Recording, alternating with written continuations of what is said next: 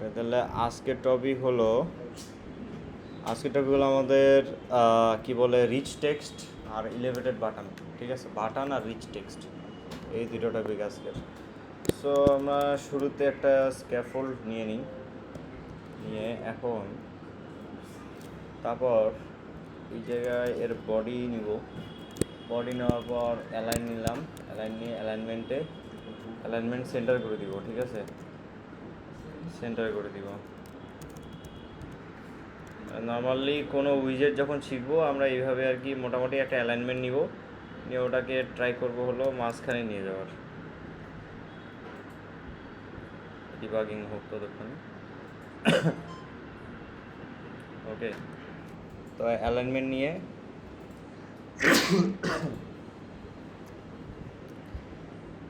একটা অ্যালাইনমেন্টটাকে কী করে দিছি, জাস্ট সেন্টার করে দিছি।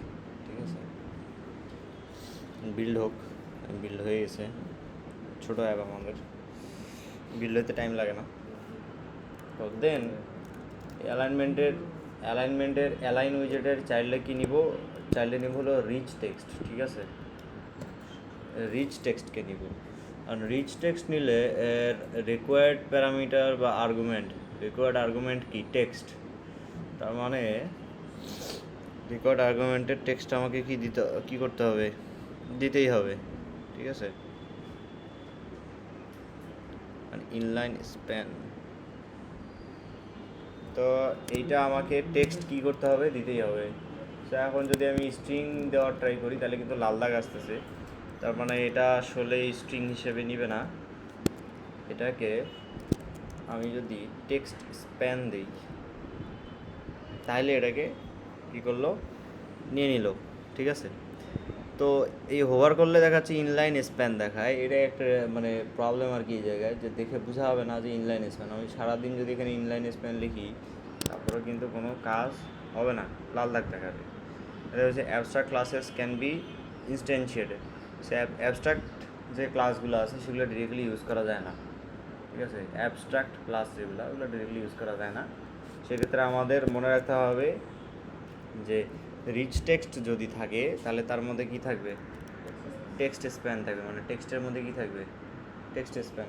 এখন এই জায়গায় অনেক কিছু আছে, টেক্সট অ্যালাইন আছে, টেক্সট ডেকোরেশন আছে। এক কথায় নর্মাল একটা টেক্সটের মধ্যে যা থাকে, টেক্সট উইজেটটা আছে না, টেক্সট উইজেটের মধ্যে যা থাকে এর মধ্যে কি আছে, সবগুলোই আছে।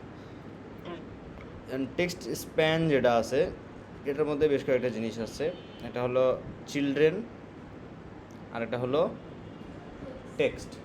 তো নর্মালি আমরা কি করব, যে রিচ টেক্সটের ভিতরে যে টেক্সট স্প্যানটা আছে এই টেক্সট স্প্যান দিয়েই সব হয়, আর বাড়তি কোনো উইজেট আসলে ইউজ হয় না।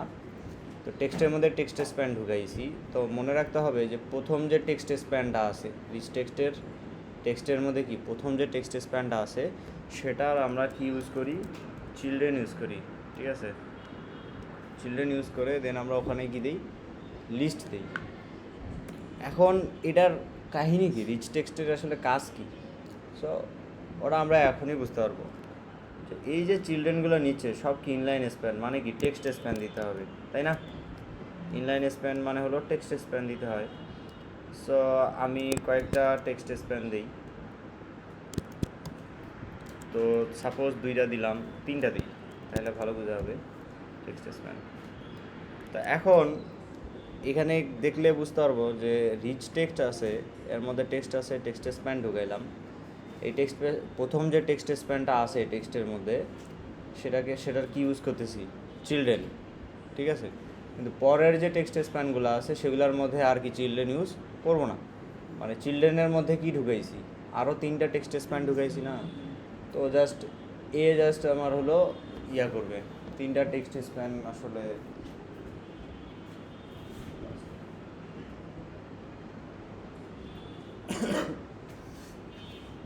জাস্ট আসলে কী করতেছে, চিলড্রেন ইউজ করতেছি, কিন্তু বাকি 3টার চিলড্রেন ইউজ করতেছি না।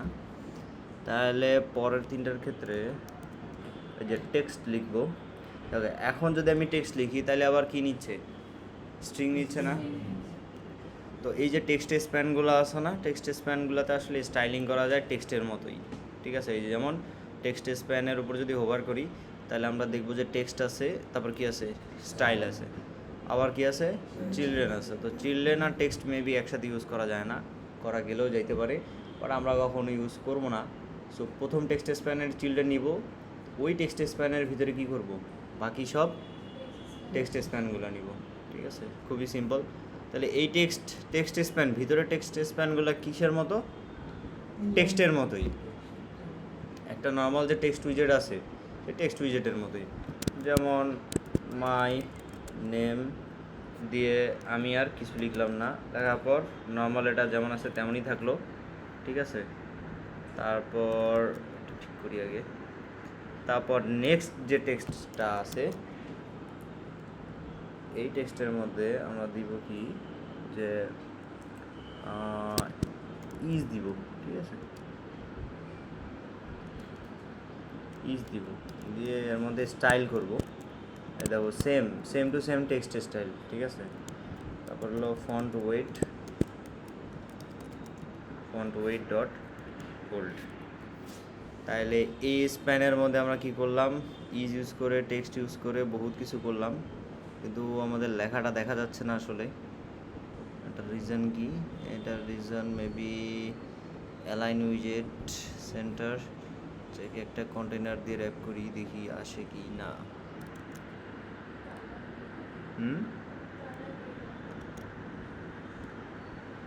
কালার তো সমস্যা না রে, হ্যাঁ কালার সমস্যা, কালার দিতে হবে। তাহলে কেউ স্টাইল করলাম,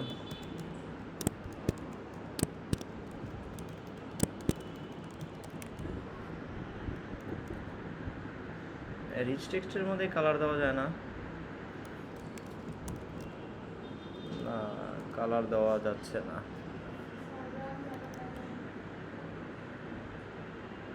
ওয়েট, ইজ আছে না, আচ্ছা কালার তো দিছি, সমস্যা নাই।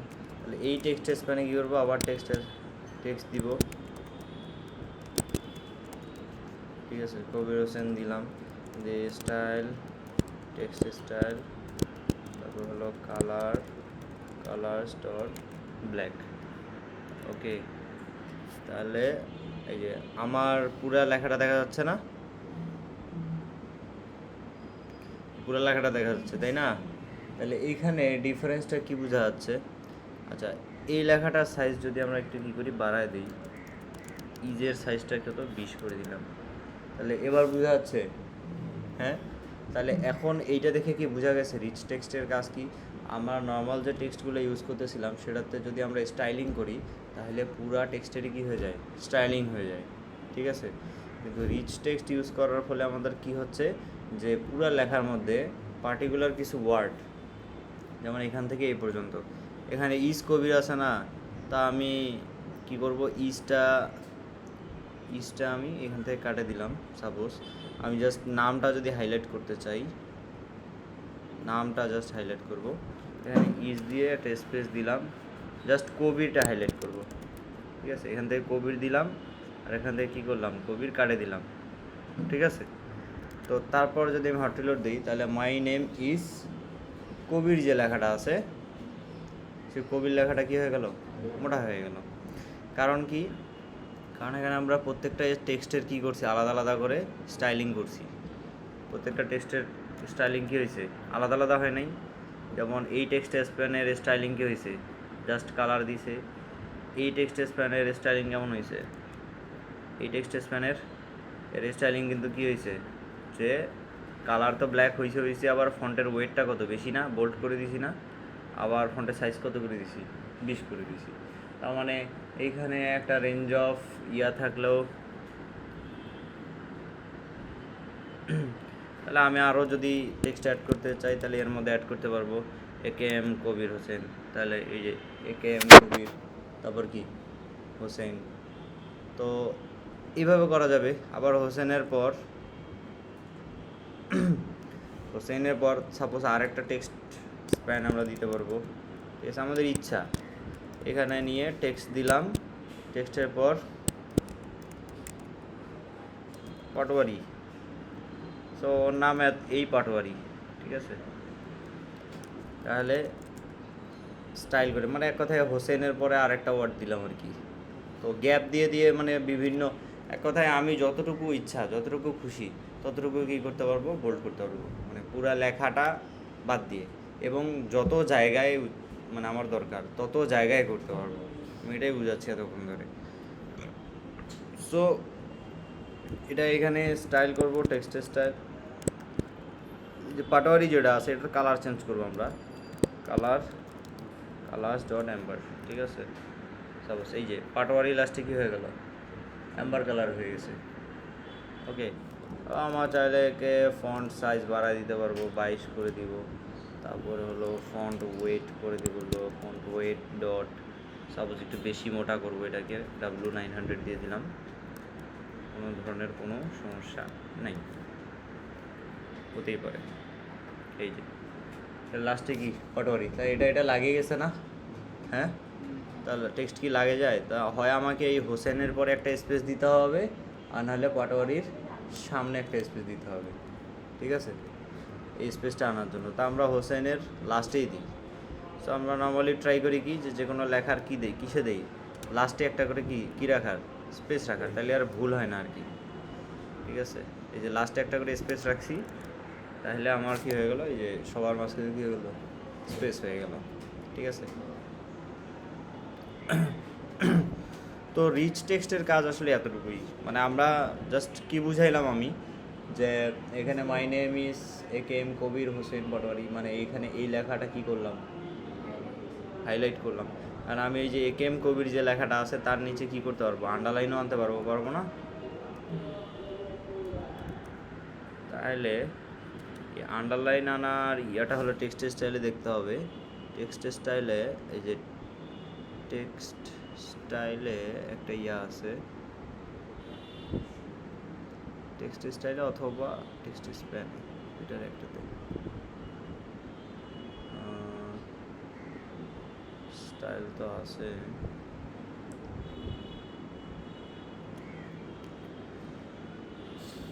Font style, letter spacing, text base line, text base লাইনে কি আছে,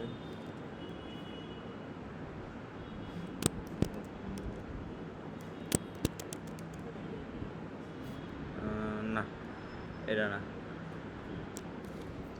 আমরা গুগল সার্চ করি,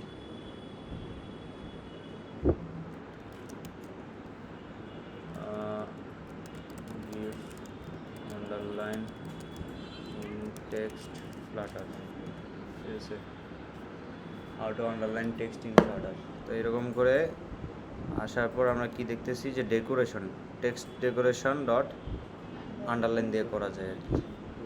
আমরা ওটাতে ফেরত যাই, তাহলে টেক্সট স্টাইলের ভিতরে কী করবো, ডেকোরেশন, টেক্সট ডেকোরেশন ডট কি আন্ডারলাইন, এই যে আমার কি চলে আসলো, আন্ডারলাইন চলে আসলো। এখন আন্ডারলাইন দিলে এই যে স্পেসটা যেটা আমরা কবিরের লাস্টে দিছি সেটার পর বন্ধ চলে গেছে না, ওটা দেখতে একটু খারাপ লাগতেছে, ওই কারণে আমরা লাস্টে না দিয়ে এই যে হোসেনের আগে দিব, ঠিক আছে। তাইলে আমার এই জিনিসটা কী হয়ে যাবে, সলভ হয়ে যাবে।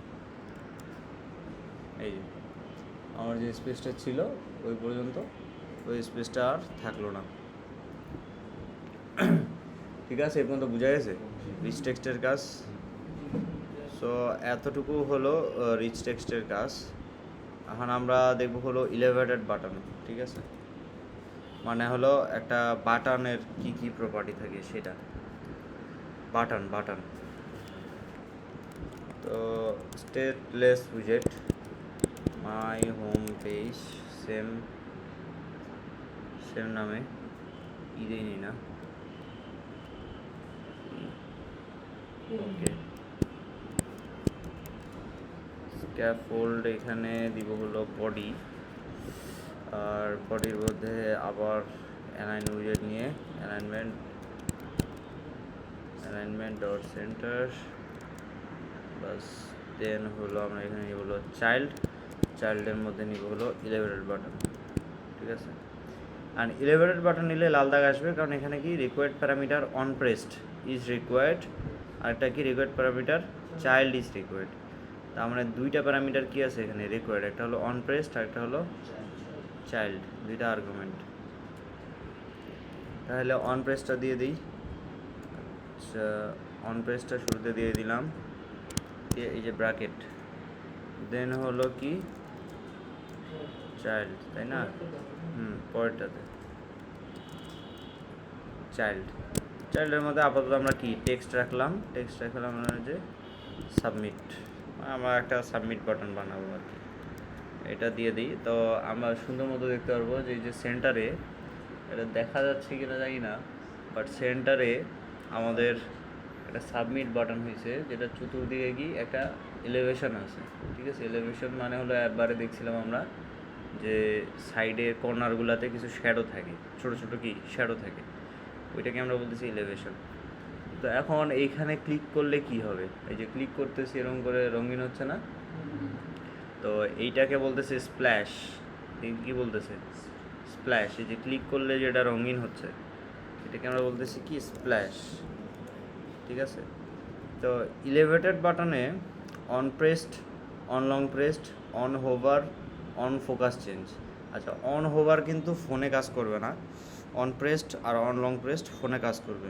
অন ফোকাস চেঞ্জও কি ফোনে কাজ করবে না, কারণ ফোনে কি মাউসে এরকম থাকে যে হোভার করলে ওটা দেখাবে, ওটা না, তার মানে ওগুলা ওয়েবের জন্য। সো আমাদের দরকার হলো অন প্রেসড আর on long pressed. So on long press তেমন ইউজ না হলেও অন প্রেসটা অলওয়েজ ইউজ হবে, মানে একবার ক্লিক করলেই কি হবে না হবে সেটা। তো এইখান থেকে বেশি কিছু নাই আমাদের শেখার মতো, জাস্ট অন প্রেসড আর একটা হলো স্টাইল, বাটন স্টাইল যেটা আর কি, এই দুইটা ভালো মতো শিখতে হবে, ঠিক আছে? তাহলে অন প্রেসড বাটনে ক্লিক করলে কি হবে? অন প্রেসড বাটনে ক্লিক করলে এই যে ভয়েড ফাংশনটা আছে, এই ফাংশনটা কি করবে? কল করবে, ঠিক আছে? যখন এই বাটনে ক্লিক করবে তখনই কি করবে? এই ফাংশনটা কল করবে। আর এটা যে ভয়েড ফাংশন, এটার প্রুফ দেওয়া উচিত, তাই না? তাহলে এক কাজ করি, এটার প্রুফ দিই। তাহলে ভয়েড সাবমিট নামে একটা ফাংশন বানাই, জাস্ট এখানে কি প্রিন্ট করবো? রিটার্ন সাবমিট, জাস্ট এতটুকু করবো। তাহলে এখন এটা তো বোঝা গেল যে সাবমিট যে ফাংশনটা আছে তাকে যদি আমরা কল করি, তাকে যদি কি করি? কল করি, তাহলে কি প্রিন্ট করবে? ক্লিকড অন সাবমিট, এটাতে প্রিন্ট করবে না? তাহলে এখান থেকে আমরা জিনিসটা কাটে এখানে জাস্ট যে সাবমিট লিখব, ঠিক আছে? আমরা ব্র্যাকেটও দিব না, সাবমিট লিখব অন পেস্ট। তো দেখি এটা যে অন পেস্টে ওভার করলেও দেখাচ্ছে কি রিকোয়ার্ড ভয়েড ফাংশন, তাই না? আবার কি নালেবল টাইপ, মানে এই অন পেস্টটা নাল রাখলেও কোনো সমস্যা নেই। তারপরে কিন্তু আমরা দিয়ে দিলাম একটা কিছু, তাহলে সাবমিট দিলাম। তারপর এখন এখানে আমরা ডিবাগ কনসোলে চেক করব যে আসলে এটা কি প্রিন্ট করে কি করে না। এই যে আমি যখনই ক্লিক করতেছি তখনই কি করতেছে? ক্লিক অন সাবমিট প্রিন্ট করতেছে না? এই যে এইখানে সাবমিট লিখছি, এখানে জাস্ট কি লিখছি? সাবমিট লিখছি। আর ও করতেছে কি? অন পেস্ট ফাংশনটা এই সাবমিট ফাংশনকে কি করতেছে? কল করতেছে, ঠিক আছে? আমার এখানে ব্র্যাকেটও দেওয়া লাগে নাই। এখন ব্র্যাকেট দিলে সমস্যা আছে। ব্র্যাকেট দিলে সমস্যা কেন? কারণ এখানে ব্র্যাকেট দেওয়া মানে ফাংশনটাকে কী করা? নিজে থেকে কল করা, মানে আমাদের প্রোগ্রাম থেকে কল করা। কিন্তু আমরা তো চাচ্ছি অনপ্রেসড ফাংশন যেন কী করে? অনপ্রেসড ফাংশন যেন এই ফাংশনকে কী করে? কল করে। ওই কারণে আমরা কি দিলাম না? ব্র্যাকেট দিলাম না, মানে ফাংশনটাকে জাস্ট পাস করে দিছি। আমরা ফাংশনটাকে পাস করে দিছি, ফাংশনটাকে কল করি নি। ব্র্যাকেট দেওয়া মানে কি? ওকে কল করা, ঠিক আছে? তো এখানে তো ফাংশন কল করতেছি না, আমরা ফাংশনকে কল করবে। এলিভেটেড বাটন নিজে কল করবে, যখন আমরা ক্লিক করব সেই ক্লিকের ওই ইভেন্টটা ধরে ফাংশনটাকে কল করবে। কিন্তু আমরা তো কল করবো না, তাই না? ওই কারণে আমরা কি করছি? ব্র্যাকেটটা দিই নি। আর আমাদের যদি কল করাই লাগতো, তাহলে আমরা যদি কল করতে চাই তাহলে এই ফাংশনের অনপেস্টের মধ্যে একটা ভয়েড ফাংশন ঢুকাইতে হবে। এবার বোঝা গেছে? একটা ভয়েড ফাংশন কি করছি? ঢুকাই রাখছি। এবার কি কল করতেছি না, কিন্তু এইখানে কি এটা কল করা বলে? এটা লেখা মানে হলো ডিফাইন করা না? একটা ভয়েড ফাংশন কি করছি আমরা? ডিফাইন করছি, মানে একটা খালি ফাংশন কি ডিফাইন করছি, এটার কোনো নাম নেই আসলে, ঠিক আছে? খালি ফাংশন ডিফাইন করছি। তো ডিফাইন করে জাস্ট এখান থেকে কি করবে? এখন আমাদের কি করতে হবে? কল করতে হবে, কারণ ফাংশনটা কাদের? আমাদের বানানো। সো অনপ্রেস্ট কী করবে, জাস্ট এই ফাংশনটাকে কী করবে, কল করবে। সে কিন্তু আর এই ফাংশনটা যে সাবমিট ফাংশনকে কল করছে সেটা কিন্তু আর সে কিন্তু বুঝতেছে না। এই ফাংশন যে সাবমিট ফাংশনকে কল করবে সেটা কি সে বুঝতেছে? বুঝতেছে না। তো এই ফাংশনের মধ্যে থেকে আমাদের কি করতে হবে, সাবমিট ফাংশনটাকেই কল করতে হবে। এবার বোঝা গেল ডাবল দেওয়ার কাহিনী কি। ঠিক আছে, তাহলে এখন যদি আমরা রিলোড দিয়ে আবার যদি এই যে ক্লিক করি, তাহলে ক্লিক অন সাবমিট দেখাচ্ছে না, প্রিন্ট করতেছে। জাস্ট আমরা করি, এখান থেকে এটা বাদ দিয়ে ট্রাই করি, সাবমিট লিখে জাস্ট, মানে কোথাও তো কোনো এই ফাংশনটা কোথাও রাখছি? কোথাও রাখিনি, কিন্তু জাস্ট ফাঁকা নাম লিখে কোলন দিয়ে দিছি। তাহলে হবে কি, এই যে আমি সারাদিন এখানে কল করব, সারাদিন এখানে ক্লিক করব, কিন্তু এই সাবমিট ফাংশন কি কল হয়েছে?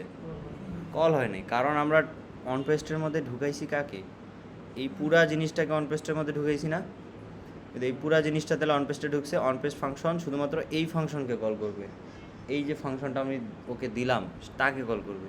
কিন্তু এই ফাংশনটা কি সাবমিট ফাংশনকে কল করছে? করে নাই। তার ফাংশন ভেরিয়েবল যেটা আছে, মানে নামটা, সেই নামটা জাস্ট লিখে কোলন করে রাখছে, তো এই ফাংশনটাকে কল করে নেই। তাহলে এই ফাংশনটাকে কী করতে হবে, কল করতে হবে। ঠিক আছে, এই যে কল করলাম, কল করলে এখন জাস্ট আমি যদি এই যে সাবমিট করি, দেখেন এখন ফাংশন কল হচ্ছে, বোঝা গেছে এবার? তাহলে ফাংশন কলে আর কারো কোনো প্রবলেম হবে? হ্যাঁ, ফাংশন কলে আর কারো কোনো প্রবলেম হবে? আমরা নর্মালি এইভাবেই ফাংশন কল করব। ঠিক আছে, আগেরটা যেটা দেখাইলাম না ওইভাবে করবো না, মানে আমাদের একটা ফাংশন থাকবে, সেখান থেকে এই ফাংশন থেকে ফাংশন কল করব। আগের রুলসটা আমরা তেমন একটা ফলো করব না। হ্যাঁ, এইভাবেই করব, মানে এই যে এখন যেভাবে লেখা আছে জাস্ট আমাদের পুরো জিনিসটা লেখা থাকবে এইভাবে, আমরা জাস্ট একটা জিনিস কি করব, কল করব। যে এই কাজটা আমরা পেজ ভিউয়ে করছি লাস্ট দিন, পেজ ভিউয়ে জাস্ট আমরা একটা ফাংশন কল করে রাখছি না অন পেজ থেকে, ওই সেম কাহিনী, মানে এইভাবেই করব। উপরে একটা ভয়েড ফাংশন আর তার ভিতরে একটা ফাংশন। ফাংশন যখন করাইছি তখন যদি মনোযোগ না দিয়ে থাকো তাহলে ভাই আমার কিছু করার নেই। ঠিক আছে, আমার আসলে কিছু করার নাই। ওকে, তাহলে অনপ্রেসড আর চাইল্ড এই দুটা। তাহলে এখন আমার এই বাটনটার কালার চেঞ্জ করা লাগবে। সো ওইটার জন্য আমরা কী করবো, বাটনের কী করব, স্টাইল করব। এটা কার ভিতরে? এলিভেটেড বাটনের ভিতরে, টেক্সটের ভিতরে না, কিন্তু টেক্সটের ভিতরে স্টাইলিং করলে টেক্সট চেঞ্জ হবে। এলিভেটেড বাটনের স্টাইলিং করতে হয় কীভাবে, elevated button dot style from. ঠিক আছে, আর এইটা দিয়ে আমরা কি করব, স্টাইলিং করব। তো এই স্টাইল ফ্রমের উপর হোভার করলে দেখব যে foreground colour, background colour, disable foreground colour, disable background colour, তারপরে আরও কি আছে, minimum size, fix size, maximum size, side, shape, ঠিক আছে, আউটলাইন বর্ডার আছে, এনেবলড মাউস কার্সর, মানে বহুত ইয়া আছে আর কি, মানে অনেক নতুন নাম আছে। তা আমরা শুরুতে আসলে ইজিগুলো দিয়ে দেখি। এটা হলো শুরুতে ব্যাকগ্রাউন্ড কালারটা দেখি। তাহলে ব্যাকগ্রাউন্ড কালার এর মধ্যে কী দেবো, কালার্স ডট সাপোজ আমরা দিলাম হলো ব্লু। ঠিক আছে, ব্যাকগ্রাউন্ড কালার আমরা কি করে দিলাম, ব্লু করে দিলাম। ঠিক আছে, আর তাহলে ফরগ্রাউন্ড কালার কি করব, হোয়াইট করে দেই। তাহলে এই যে ফরগ্রাউন্ড মানে কি, ওই টেক্সটের উপরে যে জিনিসগুলো থাকবে তাদের কালার। সো আমি যদি ফরগ্রাউন্ড কালার হোয়াইট করে দিই, তার মানে হলো সাবমিটটা সাদা, টেক্সটটা যেটা আছে সেটা কী হয়ে যাবে, সাদা হয়ে যাবে। আমার কি এখানে স্টাইলিং করার দরকার পড়লো না, কিন্তু বাই ডিফল্ট আর কি এরকম দেখতে। মানে এই লেখাটাকে যদি বড় করতে হয় তাহলে টেক্সট থেকে বড় করতে হবে, আদার সাইড কোনো ইয়া নেই। তারপরে হলো শ্যাডো কালার আছে, আচ্ছা ইলেভেশন এখানেও আছে। ঠিক আছে, আমরা যদি ইলেভেশনটা যদি 3 করে দিই, বাড়ায় দিই, তাহলে এই যে চতুর সাইডে একটা শ্যাডো পড়ছে, এটা বোঝা যাচ্ছে না, এটা আমার স্ক্রিন দেখলে বোঝা হবে। চতুর সাইডে একটা শ্যাডো পড়ছে, এটাকে আর একটু বাড়ায় দিয়ে দেখি। হ্যাঁ, এটা কিন্তু যথেষ্ট পরিমাণে কি পড়ছে, একটা স্মুথ একটা শ্যাডো পড়ছে নিচে। এটা বোঝা যাচ্ছে না, কতটুকু বোঝা যাচ্ছে জানি না। এই যে এখন বোঝা যাচ্ছে, হ্যাঁ হ্যাঁ শ্যাডো পড়ছে, শ্যাডো কিন্তু আসলেই পড়ছে, 30 করে দিই। এই এবার বোঝা যাচ্ছে পুরো নিচে কিন্তু শ্যাডো পড়ছে।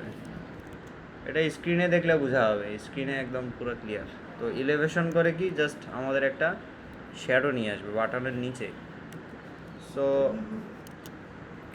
এখন আমরা কি করব, শ্যাডো কালার। তো শ্যাডো কালারটা আমাদের ব্ল্যাক করা আছে, ঠিক আছে। তাহলে কালার্স ডট আমরা যদি অ্যাম্বার করে দিই, তাহলে শ্যাডো কালারটা হলুদ হয়ে গেছে। ওকে, তার মানে ইলেভেশনটা আবার কাজ তাহলে করতেছে। হ্যাঁ শ্যাডোটা কম পড়বে, এই যে কমে গেছে একেবারে। আমি যদি 5 দিই তাহলে একটু একটু দেখা যাবে, এই যে হালকা হালকা দেখা যাচ্ছে, ঠিক আছে। তারপরে হলো শেপ। সো এইখানে এখন বর্তমানে কোন শেপে আছে, রাউন্ডেড শেপে আছে না, রাউন্ড শেপে। তাহলে আমরা এটা কি করতে পারবো, যে আউটলাইন বর্ডার দিতে পারবো।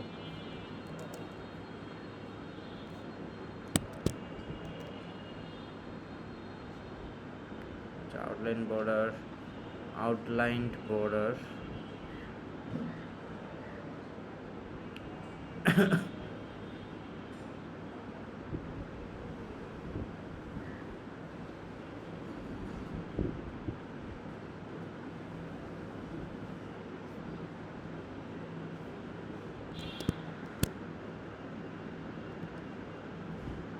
না, এটা অ্যাবস্ট্রাক্ট ক্লাস, এটা ইউজ করা যাবে না।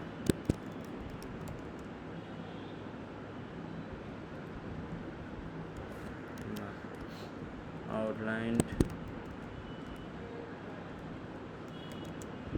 input border,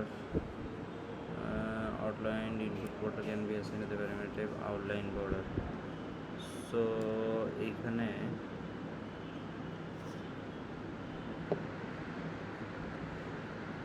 আচ্ছা এটা আমরা সার্চ করি তাহলে শেপ ইন বাটন ফ্লাটার। তো ওইটা আমরা খুঁজে পাচ্ছি না, তাহলে shape in elevated button Flutter, create a rounded button for border radius, এগুলো আমরা দিতে পারবো কিন্তু শেপে, ঠিক আছে। তাহলে এখানে ওরা কি দেখাইলো, যে শেপের মধ্যে দিতে হবে material state property dot all, ওরে বাপ, রাউন্ডেড রেক্টেঙ্গেল বর্ডার, তারপর রাউন্ডেড রেক্টেঙ্গেল বর্ডার রেডিয়াস। তো অনেক কিছু এই জায়গায় আছে, এত কিছু তো আসলে মনে রাখাও কষ্ট। তো বর্ডার রেডিয়াস 0 করে দিলে রেক্টেঙ্গেল হয়ে যাবে, ওটাই দেখাইছে। সেম কোডের এক্সাম্পল দিছে এই জায়গায়, কোনো একজন বস আর কি এই কাজটা করছে। তাহলে স্টেডিয়াম বর্ডার,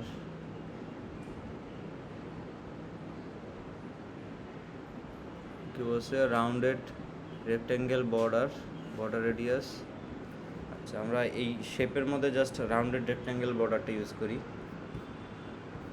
ঠিক আছে। তাহলে যে রাউন্ডেড রেক্টেঙ্গেল বর্ডার, এটা আমরা ইউজ করতে পারলাম। তো এটা দেওয়ার সাথে সাথে দেখবো আমার যে এতক্ষণ যে বাটনটা ছিল, ঠিক আছে, বাই ডিফল্ট রাউন্ডেড রেক্টেঙ্গেল বর্ডারে একটা রেডিয়াস দেওয়া থাকে, ওই কারণে আসলে ওই রেডিয়াসটা এখানে করে, মানে কার্ভ করে রাখি সাইডগুলা, ঠিক আছে। খাওয়াবি নাকি? রাউন্ডেড রেক্টেঙ্গেল বর্ডারটাকে কী করে রাখে, কার্ভ করে রাখে, তাই না। তো আমার এখন বর্তমানে রাউন্ডেড রেক্টেঙ্গেল বর্ডারকে আর কার্ভ করে রাখতেছে না। তাহলে এই বর্ডার রেডিয়াসের মধ্যে কী কী প্রপার্টি আছে, একটা আছে সাইড আছে, একটা আছে বর্ডার সাইড নান, সাইড আছে একটা, আর একটা হলো বর্ডার রেডিয়াস জিওমেট্রি হলো তোমার বর্ডার রেডিয়াস আছে। তো আমরা এখান থেকে কি করতে পারবো, বর্ডার রেডিয়াস দিতে পারবো, ঠিক আছে। বর্ডার রেডিয়াস ডট সার্কুলার আমরা 8 করে দিই। ওটা কিন্তু আমাদের অনেক বেশি রাউন্ডেড ছিল, তাই না, ওই বাটনটা। তাহলে এই বাটনটা একটু কী হলো, কম রাউন্ডেড হলো, ঠিক আছে। তারপরে বর্ডার সাইড আছে আর একটা জিনিস, বর্ডার সাইড। তাহলে বর্ডার সাইড যে ইয়াটা আছে সেটা হলো আমার চতুর্দিকে যে বর্ডার আছে না, সেই বর্ডারটার জন্য আসলে বর্ডার সাইড, বর্ডারের কর্নারগুলো আর কি। তো এখানে আমরা কালার দিতে পারবো, আমাদের ব্ল্যাক কালার দিই, তাহলে চতুর সাইডে দেখবো বাটনের চতুর সাইডে কী হয়েছে, ব্ল্যাক কালার হয়েছে না, কালো কালারের একটা বর্ডার পড়ে গেছে। তাহলে রাউন্ডেড শেপের মধ্যে থেকে আমরা কি করতে পারতেছি, রাউন্ডেড রেক্টেঙ্গেল বর্ডার, এটার মধ্যে বর্ডার রেডিয়াস দিতে পারতেছি। দেন আবার কি বর্ডার সাইড, মানে হলো আমার যে বর্ডারের কালারটা সেটা আমরা দিতে পারতেছি। তারপরে এটা থিকনেসও দিতে পারি, উইথ, এটা হলো উইথ আছে না, উইথ এক করা আছে, এইটাকে আমরা উইথ কত করে দিতে পারি, 2 করে দিতে পারি। 2 করে দিলে দেখবো একটু মোটা হয়েছে, তাই না? তাহলে এই ছিল নর্মালি এলিভেটেড বাটন। তো আরও অনেক মানে অপশান আছে, এগুলো আসলে এখনকার মতো না, এগুলা কাজের সাথে সাথে শেখাটাই বেটার, ঠিক আছে? এতটুকুই, মানে জাস্ট এলিভেটেড বাটনের আমাদের এতটুকু লাগবে, এর বেশি আসলে তেমন একটা লাগবে না, ঠিক আছে? এই যে এটা হলো এলিভেটেড বাটনের কোড।